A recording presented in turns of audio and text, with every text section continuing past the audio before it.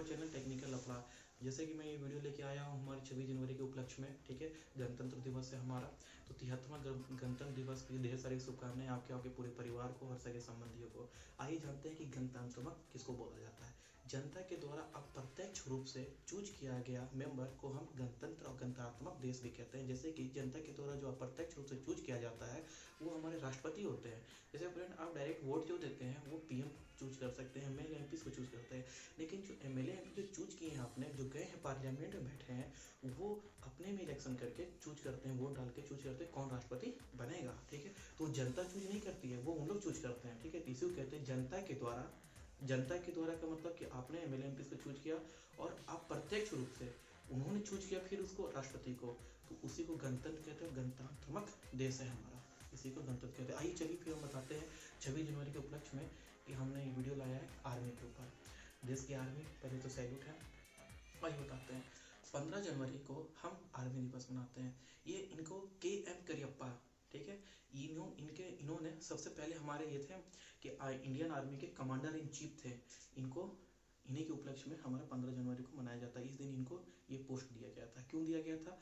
हमें 1947 में जब पाकिस्तान से युद्ध चल रहा था, कश्मीर जो हड़प रहा था वो, ठीक है, तब उस युद्ध को इन्होंने लीड किया था, इंडो पाक युद्ध को लीड किया था। आइए चलिए चलते हैं हम आर्मी के बारे में। देखिए फ्रेंड, हम बताना चाहते हैं कि इंडियन हमारी जो है हमारी लैंड बेस्ड आर्मी है, ठीक है, लैंड बेस्ड आर्मी है। जैसे कि हमारी नेवी हो गई वो हमारी सी में चलती है, एयरफोर्स हो गया तो एयर बेस्ड आर्मी उसको कह सकते हैं, लेकिन ये हमारी Indian army land based army होती है। और इसका जो मेन कंट्रोल होता है ये प्रेसिडेंट के पास होता है। आर्टिकल 53(1) के तहत में इसको पार्लियामेंट को पावर दिया गया कि आप तीनों सेना का पावर आपके पास है, ठीक है फ्रेंड। आइए उसके बाद हम चलते हैं कि इसको फाउंडेशन कब हुआ। 1 अप्रैल 1895 को ये हमारी आर्मी अस्तित्व में आई। लेकिन फ्रेंड ये कोई नहीं जानता है कि हमारे अंग्रेजी भारतीय सेना का ये कब हुआ, किसका कौन जनक था, ठीक है। 1748 को हमारे मेजर स्ट्रेंजर लॉरेंस ने ये अंग्रेजी भारतीय सेना का नींव रखी थी। इनको पिता कहा जाता है। लेकिन हम 15 जनवरी और 1 अप्रैल 1895 को मनाते हैं, जानते हैं आर्मी दिवस, और 15 जनवरी को हमारा आर्मी दिवस है। आइए उसके बाद भी जानते हैं कि आर्मी आज की करंट डेट में आर्मी कितनी है हमारे पास, ठीक है। तो टोटल फ्रेंड हमारे पास 12,37,117 आर्मी के हमारे सोल्जर्स हैं हमारे पास। और इनके आर्मी के जो ये फ्लैग होते हैं red, golden and black colour के होते हैं फ्रेंड, ठीक है। और उसके बाद फिर आपका ये इनका हेड क्वार्टर कहाँ है? ये हेड क्वार्टर जो है ये न्यू दिल्ली में है फ्रेंड। उसके बाद फिर हम जानना चाहते हैं फ्रेंड कि इसका जो मार्च स्लोगन है इसका होता है कदम से कदम मिलाए जा, कदम से कदम मिलाए जा। उसके बाद फ्रेंड हम आते हैं दूसरे इसके नंबर पे कि इसका जो होता है कि मोटो जो होता है ये सर्विस बिफोर सेल्फ, स्वयं से पहले सेवा। इनका यही कहना है स्वयं से पहले सेवा हमारी भारतीय सेना का सैल्यूट है भाई। आइए जानते हैं 1947 में हमारा जो भारत है, ठीक है, ये आज़ाद हुआ था। उस समय हमारे भारत के पास 10 रेजिमेंट्स फ्रेंड, 10, ठीक है। जैसे कि आपको हम बताना चाहेंगे कि 10 रेजिमेंट्स मीन्स गोरखा रेजिमेंट होती है, सिख रेजिमेंट होती है, राजपूताना रेजिमेंट होती है, उसी तरह 10 रेजिमेंट थे हमारे पास, जिसमें कि 6 ब्रिटिश ने वापस लेके चले गए और 4 लेके चले गए, और 6 जो था 3 और 3 हम लोगों ने डिवाइड कर लिया पाकिस्तान और इंडिया में हमने, ठीक है।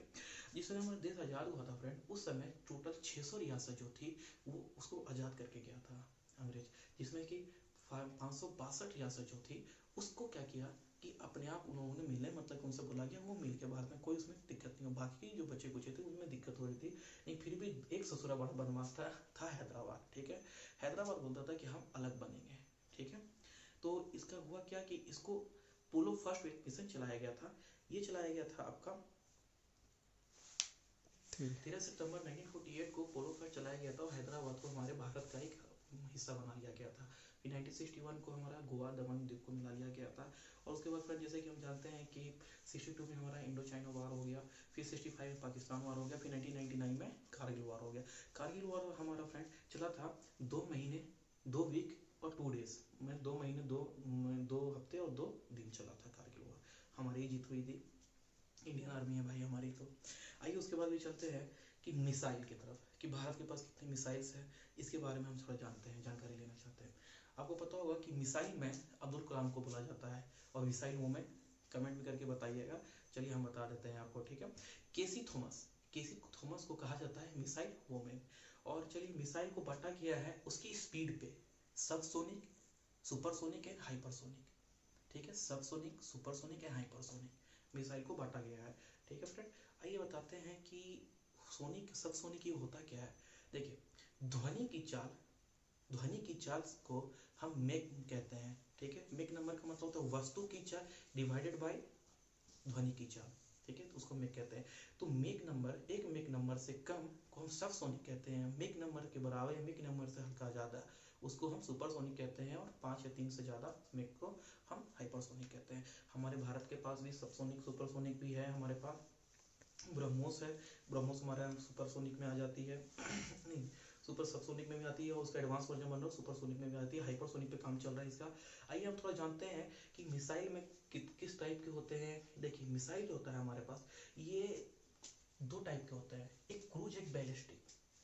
क्रूज और एक बैलिस्टिक टाइप का होता है। क्रूज होता है जैसे कि आप छोटा डिस्टेंस में आप उसको घातक देना चाहते हैं, मिस मारना चाहते हैं, जैसे हैंड ग्रेनेड आप उसको फेंके, मतलब पास में मारना चाहते हैं, टेम्पोररी डैमेज देना चाहते हैं क्रूज में। और बैलिस्टिक में होता है कि दूर तक, ठीक है, दूर तक मारना है तो इससे। फिर भी आप क्रूज को दूर का मतलब ये मत समझिए कि 1-2 किलोमीटर 10 किलोमीटर नहीं, 1000 किलोमीटर की दूरी तक सिर्फ क्रूज मिसाइल मार करती है, क्षमता रखती है, और बैलिस्टिक उससे ज़्यादा रखती है। क्रूज मिसाइल है टेम्पोररी डैमेज देने के लिए, ये थोड़ा कम डैमेज देने के लिए करते हैं, थोड़ा लॉस देने के लिए करते हैं हम इस पर।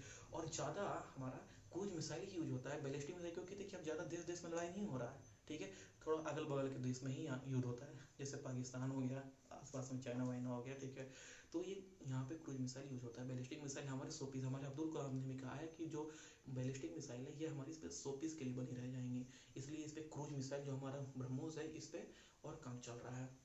आइए, क्रूज मिसाइल को हम ट्री मिसाइल भी कहते हैं, क्योंकि इसकी जो हाइट होती है ट्री के लेवल तक में भी ये मार कर सकती है। क्रूज मिसाइल में जेट इंजन लगा रहता है। जेट इंजन के बारे में हम आपको बताना चाहते हैं। जेट इंजन एटमॉस्फेयर में ही चलेगा, सबसे पहला बात है, और ये एटमॉस्फेयर से ऑक्सीजन को सक करेगा और उसी से पावर लेके आगे जाएगा। इसका एक डिमेरिट होता है कि ये एटमॉस्फेयर के बाहर जाके ये नहीं चल सकता है। लेकिन बैलिस्टिक मिसाइल होता है, इसमें कंटेनर बने होते हैं, इसमें एक कंटेनर में ऑक्सीजन ही भरी रहती है, ठीक है, और ये जैसे ही एटमॉस्फेयर के बाहर जाती है तो जो कंटेनर रहता है एटमॉस्फेयर ऑक्सीजन वाला, वो उससे इंजन अपना फ्यूल में आग बर्न करता है और चलता है, उसको मिलता है एडवांटेज। इसीलिए बैलिस्टिक मिसाइल जो है एटमॉस्फेयर के बाहर भी जाके मार कर सकती है, लेकिन हमारी क्रूज जो है एटमॉस्फेयर में ही रहेगी और ये ट्री लेवल पे ही चलती है। इसमें हमारा जेट इंजन लगा रहता है। ये जानते हैं इसके बारे में। और फिर एक चीज़ आपको बताना चाहते हैं कि जो हमारे पास मिसाइल है, भारत के पास वर्ल्ड लेवल की मिसाइल्स है, जैसे ब्रह्मोस, ये सब, ये क्या करती है, वो 180 डिग्री पे जाके मुड़ जाती है। जैसे कि आपने मान ली मिसाइल आपने डाला, ठीक है, यहाँ से ये गया, अगर ये पहाड़ की चोटी है तो ये क्या करेगा, यहाँ तक जाएगा, उसके बाद ये ऐसे मुड़ सकता है। इसलिए सबसे खतरनाक और सबसे मोस्ट इंपॉर्टेंट और डेंजर मिसाइल है हमारे पास। ये मत सोचिए कि हम किसी से कम है। आइए चलते हैं आर्मी के बारे में, ठीक है। जैसे कि हम जानते हैं कि चाइना से हमारा युद्ध होते रहता है, आए दिनों युद्ध होते रहता है। मतलब युद्ध क्या होता है, युद्ध है ही नहीं, ठीक है, नॉर्मल है, लेकिन हाँ हमारे सेना जवान है भाई, हमारी रक्षा करते हैं। आइए चलते हैं। देखिए, चाइना के पास क्या होता है कि 21 लाख आर्मी है और हमारे पास 14 लाख के समथिंग है, ठीक है।